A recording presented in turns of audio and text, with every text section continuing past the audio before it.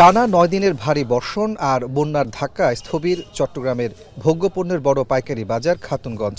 আশপাশের বন্যা কবলিত জেলা এবং উপজেলা থেকে খুচরা, পাইকার ও ট্রাক সময়মতো আসতে না পারায় বেচাবিক্রি কমেছে বলছেন ব্যবসায়ীরা। ফলে স্বাভাবিক সময়ে যেখানে ৫ থেকে ৭০০ কোটি টাকার লেনদেন হতো, ক্রেতা সংকটে তা এখন নেমেছে অর্ধেকে। তবে এবারের বৃষ্টিতে খাতুনগঞ্জে পানি না ওঠায় কোনো পণ্যের ক্ষয়ক্ষতি হয়নি।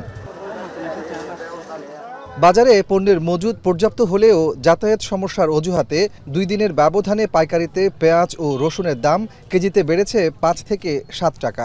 এছাড়া ডাল ও শুকনো খাবারের দামও কিছুটা বেড়েছে। অবশ্য ব্যবসায়ীদের দাবি, যোগাযোগ ব্যবস্থা পুরোপুরি সচল হলে এই বাড়তি দাম দ্রুতই কমে আসবে। বৃষ্টির প্রভাবটা আমাদের ব্যবসা বাণিজ্যের মধ্যেও পড়ছে।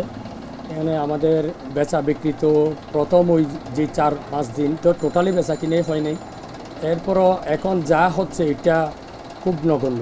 বিভিন্ন ডিস্ট্রিক্ট থেকে পণ্যবাহী ট্রাকগুলো আসতে পারে না, যার কারণে কিছু ঘাটতি হওয়ার কারণে পণ্যের দাম ৫ থেকে ৬০ টাকা বাড়তি মান ভেদে।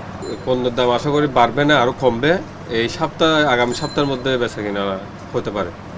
পেঁয়াজ, রসুন ও ডাল জাতীয় পণ্যের দাম কিছুটা বাড়লেও পুরোপুরি স্থিতিশীল রয়েছে মশলার বাজার। সরবরাহ পর্যাপ্ত রয়েছে বলছেন ব্যবসায়ীরা। বাজার অবস্থা ভালো, বাজার সরবরাহ মোটামুটি ভালো, কিন্তু ওই যে আমাদের একটা নিয়ম আছে যে একটু বাজার যখন একটু বেশি চাহিদা বাড়ে তখন একটু রেটটা একটু বাড়তে থাকে। চট্টগ্রামের আশেপাশে যে উপজেলাগুলো আছে, 16টি উপজেলার মধ্যে প্রত্যেকটি উপজেলাতে কম বেশি পানি বন্দি ছিল সবাই। পাশাপাশি আমাদের আশেপাশে যে জেলাগুলো ছিল তাদেরও কম বেশি পানি ছিল, যার কারণে ট্রান্সপোর্ট বলেন, পাইকারের ব্যবসায়ীরা বলেন, তারা কিন্তু আমাদের খাতুনগঞ্জের ব্যবসায়ী না আসতে পারার কারণেই এই ব্যবসাটা হয়নি। ব্যবসাটা ধস নেমেছে ২-৩ দিন থেকে। যেহেতু রোদ উঠেছে, বিভিন্ন জেলায়, বিভিন্ন জেলা উপজেলাতে পানি কমতে শুরু করেছে, কিছুটা স্বস্তির মুখে আছি আমরা।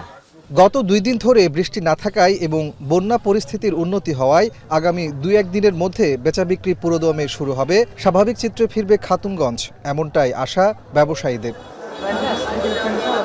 কাজী মাহফুজ, এখন, চট্টগ্রাম।